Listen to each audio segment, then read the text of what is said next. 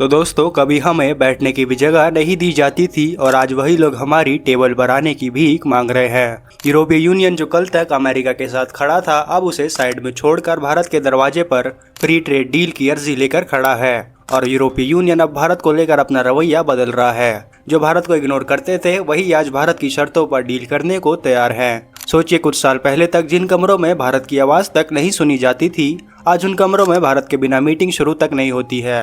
और सबसे बड़ा सवाल ये है कि आखिर ऐसा क्या बदल गया कि पूरी दुनिया भारत के पीछे भागने लग रही है। एक वक्त था जब यूरोपीय यूनियन अपने फैसलों से दुनिया को हिला दिया करता था, और अब वही यूरोपीय यूनियन भारत की शर्तें सुनने पर मजबूर हो गया है। हाँ, वही यूरोपीय यूनियन जो अभी कुछ दिन पहले तक भारत की नायरा एनर्जी और रिलायंस जैसी कंपनियों से रिफाइंड पेट्रोलियम प्रोडक्ट लेने से मना कर रहा था, अब खुद भारत से फ्री ट्रेड एग्रीमेंट की भीख मांग रहा है। ये सारी जानकारी इस वीडियो में समझते हैं, लेकिन आगे बढ़ने से पहले इस वीडियो को लाइक करके चैनल को सब्सक्राइब जरूर कर लीजिए, क्योंकि ये आपके लिए तो 1 सेकंड का काम है, लेकिन इससे हमारी काफ़ी मदद हो जाती है।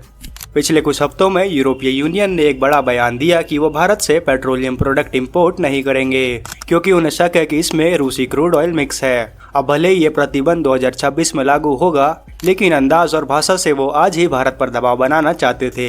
यानी बात साफ थी, ताकत दिखाने का नाटक किया गया, लेकिन बिना कुछ ठोस किए गए। पर कहानी यही खत्म नहीं होती। असली मजा तो तब आया जब नायरा एनर्जी ने यूरोप को उसी की भाषा में जवाब दिया। उन्होंने साफ कहा कि अगर आपको हमारे प्रोडक्ट चाहिए तो पहले पेमेंट करो, अब फ्री में माल नहीं मिलेगा और न ही किसी के दबाव में काम होगा। सोचिए कितना बड़ा पल है ये। एक समय था जब भारत अपनी डील्स के लिए यूरोप अमेरिका से विनती करता था, और आज वही भारत अपनी शर्तों पर डील करा रहा है। ये बदलाव रातों रात नहीं आया, बल्कि पिछले कुछ सालों में भारत ने धीरे धीरे दुनिया को ये दिखा दिया है कि अब वो 90s वाला मजबूर भारत नहीं है। अब यूरोप की हालत ऐसी हो गई है कि उसकी अपनी जरूरत है उन्हें भारत के दरवाजे पर खींच लाई है। और ये वही यूरोप है जिसने भारत के कई प्रोडक्ट्स पर भेदभाव किए थे। कभी टेक्सटाइल को लेकर नियम बदल दिए गए, कभी फार्मा सेक्टर पर बेवजह की बंदिशें लगा दी गई, लेकिन अब उन्हें अपनी एनर्जी सप्लाई खतरे में दिखी तो सब नियम, सब बहाने एक तरफ और भारत की दोस्ती एक तरफ। अब देखिए कमाल की बात, जब भारत ने यूके के साथ फ्री ट्रेड डील फाइनल की, और वो भी अपनी शर्तों पर, तो पूरी दुनिया चौंक गई। वो यूके जिसने कभी भारत पर राज किया था, आज उसी भारत के साथ बैठकर बिना घमंड के और बराबरी की डील साइन कर रहा है। और डील भी ऐसी जिसमें भारत के कई प्रोडक्ट्स को 0% ड्यूटी पर एंट्री मिल सकती है। ये कोई छोटी बात नहीं है, और यही देखकर यूरोपीय यूनियन के होश उड़ गए। उन्हें अब समझ आ गया है कि अगर उन्हें भारत के साथ अब भी सही तरीके से रिश्ते नहीं बनाए तो वो बहुत कुछ खो बैठेंगे। और सिर्फ इतना ही नहीं, यूरोपीय यूनियन अब भारत को एक संभावित नया अमेरिका मानने लगा है। जी हाँ, वो समझ चुके हैं कि भारत की ग्रोथ, उसकी डेमोग्राफिक ताकत, उसका मैन्युफैक्चरिंग सेक्टर सब कुछ इस वक्त पीक पर है। और अगर उन्हें चीन जैसी डंपिंग इकोनॉमी से बचना है तो भारत जैसा भरोसेमंद पार्टनर चाहिए। अब इन्हीं सब बातों को देखते हुए यूरोपीय यूनियन ने फ्री ट्रेड एग्रीमेंट की बातचीत की रफ्तार तेज कर दी है, लेकिन भारत ने इस बार क्लियर कर दिया है कि अब कोई भी डील बिना शर्तों के नहीं होगी।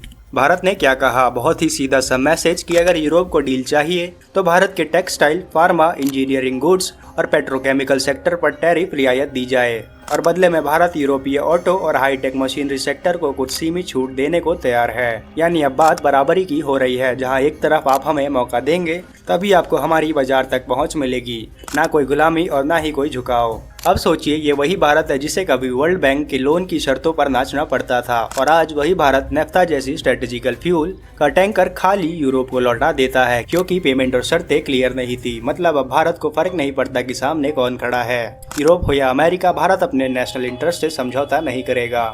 और बात सिर्फ ट्रेड की नहीं है दोस्तों, अब बात इज्जत की भी है। भारत अब खुद को ग्लोबल सप्लाई चेन में एक अहम खिलाड़ी के तौर पर स्थापित कर चुका है। पश्चिमी देशों को अब भारत की जरूरत है, क्वालिटी के लिए, भरोसे के लिए और वक्त पर डिलीवरी के लिए। और इन्हीं सब वजहों से यूरोप को अब डर लगने लगा है कि अगर उन्होंने भारत को अब भी हल्के में लिया तो कल को उनकी इकोनॉमी को भारी नुकसान उठाना पड़ सकता है। अब वो फ्री ट्रेड डील जो कभी भारत मांगता था, अब यूरोप मांग रहा है, और भारत कह रहा है कि ठीक है, डील करेंगे, लेकिन हमारी शर्तों पर। यानी इस बार कोई समझौता नहीं होगा, कोई दबाव नहीं होगा, और सिर्फ क्लियर और विन विन डील होगी। और दोस्तों, यही तो असली बदलता हुआ भारत है। जब कोई देश हमें नीचा दिखाने की कोशिश करता है तो हम उन्हें जवाब तथ्य और ताकत से देते हैं। नायरा एनर्जी का जवाब कोई छोटा मोटा कदम नहीं था, ये एक सिंबॉलिक स्टैंड था, एक मैसेज था कि भारत अब किसी का मोहताज नहीं है। अब बात सिर्फ भरोसे की नहीं रही, अब बात है दुनिया की जरूरत बनने की। भारत और यूरोपीय यूनियन ने अब ये खुलकर दोबारा कंफर्म किया है कि दोनों की पूरी कोशिश यही है कि 2025 के अंत तक फ्री ट्रेड डील एग्रीमेंट को फाइनल कर दिया जाए। और ये कोई हवाई बात नहीं है, बल्कि विदेश मंत्री एस जयशंकर खुद ब्रुसेल्स में खड़े होकर ये बात कह चुके हैं कि दिसंबर 2024 तक FTA मुमकिन है। यानी अब किसी का शक नहीं रहना चाहिए कि ये डील हो पाएगी या नहीं, क्योंकि अब ये रेस का आखिरी और सबसे निर्णायक दौर है। फिलहाल अगर ऑफिशियल स्टेटमेंट की बात करें तो EU ने माना है कि जरूरी तैयारियां हो चुकी है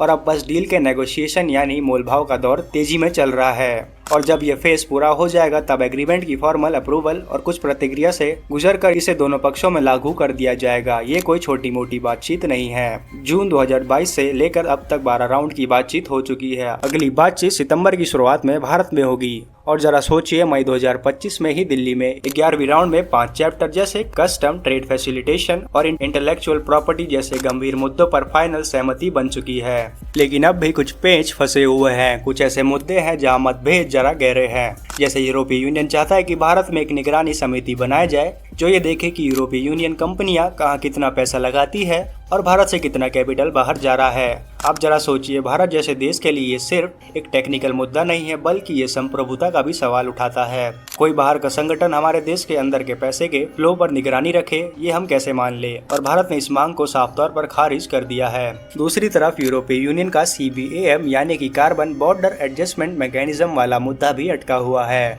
ये वो नियम है जिसके तहत भारी इंडस्ट्रीज पर एक तरह से ग्रीन टैक्स लगाने की तैयारी हो रही है।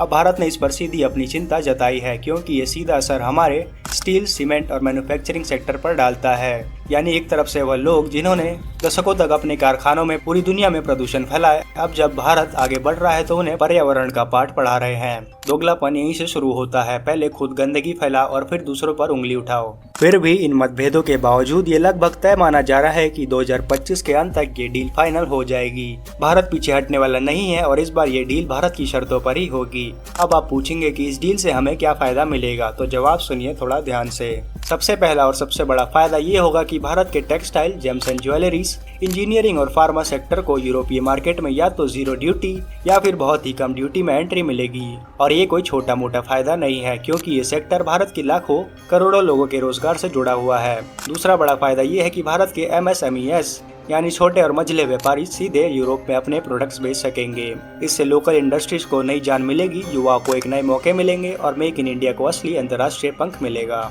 तीसरा और शायद सबसे स्ट्रेटेजिकल फायदा ये है कि भारत के प्रोडक्ट्स यूरोपियन मार्केट में सीधा चीनी सामान को रिप्लेस करेंगे। यानी मेड इन चाइना को अब सीधा टक्कर मेड इन इंडिया से मिलने वाली है। इससे न सिर्फ भारत का एक्सपोर्ट बढ़ेगा, बल्कि चीन की डंपिंग पॉलिसी को भी सीधा झटका लगेगा। चीन जो सस्ते और घटिया प्रोडक्ट्स को यूरोप में धड़ल्ले से बेचकर मार्केट पर कब्जा कर रहा था, अब उसे बैकफुट करना ही पड़ेगा। और दोस्तों, सबसे बड़ा फायदा मिलेगा भारत को। भारत को मिलेगा ग्लोबल सप्लाई चेन में सेंटर स्टेज का रोल। ये कोई कल्पना नहीं है, अब ये रियलिटी बनने जा रही है। जब यूरोप के 27 सबसे अमीर देश एक साथ भारत के लिए अपने बाजार खोलेंगे तो भारत की मैन्युफैक्चरिंग, इनोवेशन और एक्सपोर्ट की ताकत 3 गुना रफ्तार से बढ़ेगी। और यही वो पल है जहां भारत सिर्फ एक उभरती इकोनॉमी नहीं रहेगा, वो बनेगा निर्भर दुनिया की रीढ़ की हड्डी। हाँ, ये सब तभी होगा जब भारत अपनी पोजीशन पर मजबूती से टिका रहेगा, जैसे अभी है, किसी भी दबाव में झुके बिना, अपने लोगों और अपनी इंडस्ट्री के हितों को सामने रखकर। और हमें भी एक जागरूक नागरिक की तरह इस सफर का हिस्सा बनना चाहिए। तो कमेंट में भारत को बधाई जरूर दीजिए कि अब हमारा देश अपनी बात मनवाना सीख चुका है। और इतना ही नहीं, इस वीडियो को लाइक करके अपने दोस्तों के साथ शेयर जरूर कीजिए, क्योंकि